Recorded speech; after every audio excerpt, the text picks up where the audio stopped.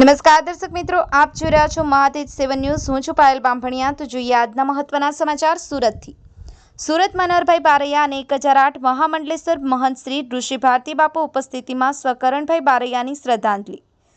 સુરત અખિલ ભારતીય કોળી સમાજ અમરોલી જિલ્લાના પ્રમુખ રાજુલા જાફરાબાદ ખાંભા તાલુકાના કોળી સમાજના આગેવાન અડધી રાતનો હોકારો સ્વકરણભાઈ બારૈયા શ્રદ્ધાંજલિ જાફરાબાદથી સ્વકરણભાઈ બારૈયાના સુપુત્ર મનહરભાઈની ઉપસ્થિતિમાં શોકસભા પૂણાગામ પટેલ સમાજની વાડી ખાતે રાખવામાં આવી। શોકસભામાં સમાજના મોટી સંખ્યામાં લોકો તેમજ આગેવાનો ઉપસ્થિત રહ્યા હતા।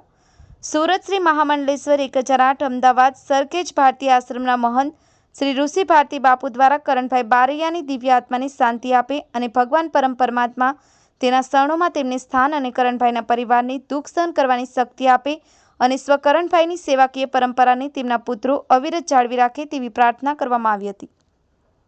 Bureau report Mahatej 7 news Gujarati. Ramesh સત્યની સાથે આપની આસપાસ બનતી ઘટનાના સમાચાર જોવા માટે મહાતેજ 7 ન્યૂઝ ગુજરાતીને લાઇક કરો, શેર કરો, સબસ્ક્રાઇબ કરો।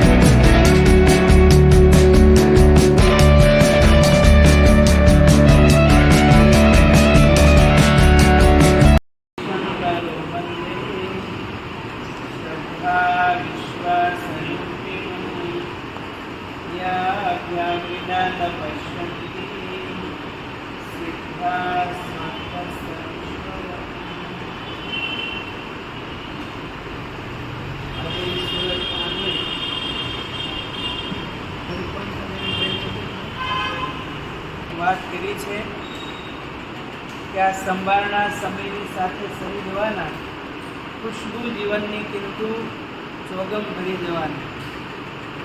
લગભગ 2006માં દિવ્યેશભાઈને બેઠા છે। હું પૂણા ગામમાં લગભગ એમની સ્કૂલે અઠવાડિયું ગયો હતો। ત્યાંથી સીધો ભોરિંગડા ગયો તો મારો વેદાંતનો અભ્યાસ પૂરો થયો ત્યારે, અને પછી સીધા જાફરાબાદ ગયો ત્યારે કમલેશ અને ખાસ કરીને કરણ પટેલ પહેલી વાર હું મળ્યો, મારે જે એક સંભાળણું રહ્યું છે કરણભાઈ સાથે, એની વાત યાદ કરું છું.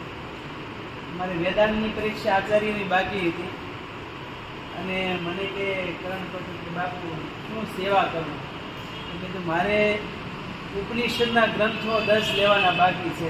તો વેદાંતની પરીક્ષા આચાર્યનું છેલ્લું વર્ષ હતું. તો કે બાપુ કેટલો ખર્ચ થાય? એટલું મને સચ પૂછ્યું.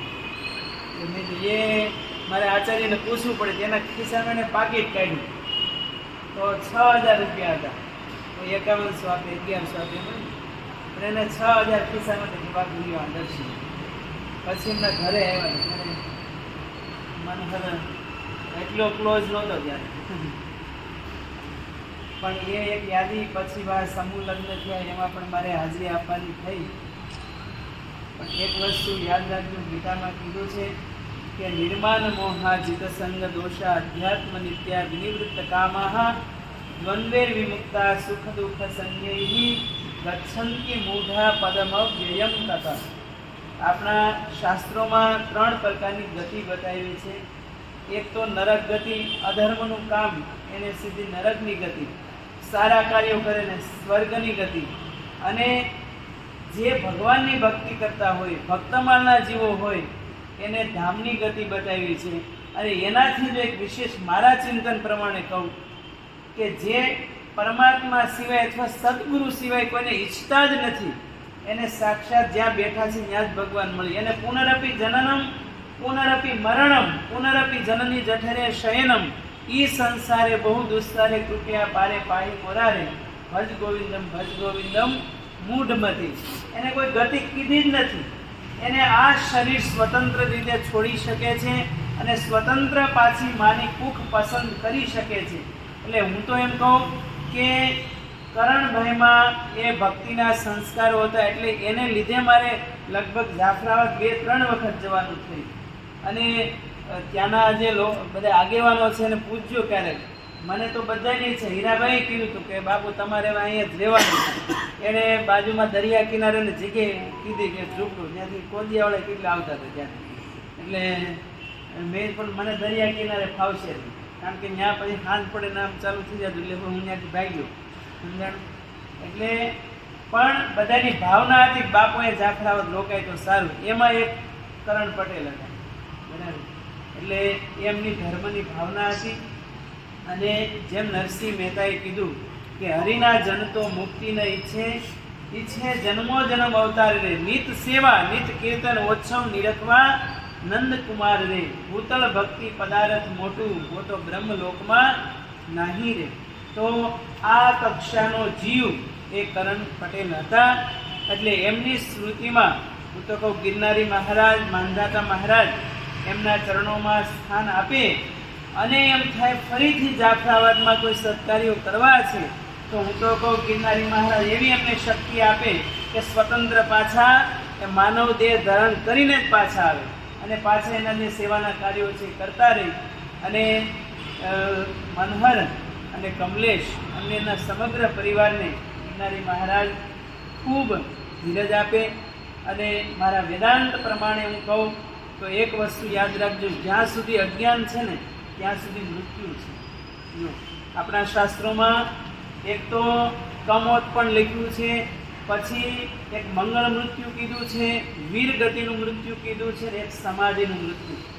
આમાં જે આગેવાનો અમુક હશે મારી હારે જે અંગત જોડાયેલા છે કે ભારતી બાપુનો અંતિમ સમય તો રાત્રિના 2 વાગ્યાનો ટાઈમ, હાથ આમ હતા સેવા કરતા કરતા, આંખો બંધ કરી સીધું શરીર છૂટ્યું, એક પણ નખમાં રોગ નહીં. એટલે એ મહાપુરુષોનું લક્ષણ છે. જેમ માખણમાંથી વાળ તમે ખેંચી લો અને આ શરીરનો ત્યાગ કરે, કારણ કે ભીતર બેઠા બેઠા જ ભક્તિની એટલો એને પાવર આવ્યો હોય તે શરીરથી એનો જીવ અળગો કરી નાખે છે અને સ્વતંત્ર એ બ્રહ્મરંધ્રમાંથી શરીરને છોડી શકે છે. એટલું ઐશ્વર્ય ભક્તિના પ્રતાપે દરેક ભક્તોને, સાધકો, સંતોને પ્રાપ્ત થતું હોય છે. એટલે જ્યાં સુધી અજ્ઞાન છે ત્યાં સુધી મૃત્યુનો ભય છે. આ એક સનાતન સિદ્ધાંત.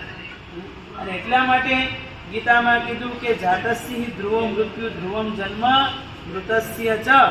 એ વાત અજ્ઞાની લોકો માટે છે, પણ કબીર સાહેબે એમ કીધું कि मरने से सब जग डरा, मेरे मन आनंद, कब मरी हूँ कब भेटी हूँ पूरन परमानंद. કબીર તો એમ કહે છે કે ક્યારે મારું મોત આવે અને ક્યારે પરમ તત્વની હું પ્રાપ્તિ કરું એની પ્રતીક્ષા કરું.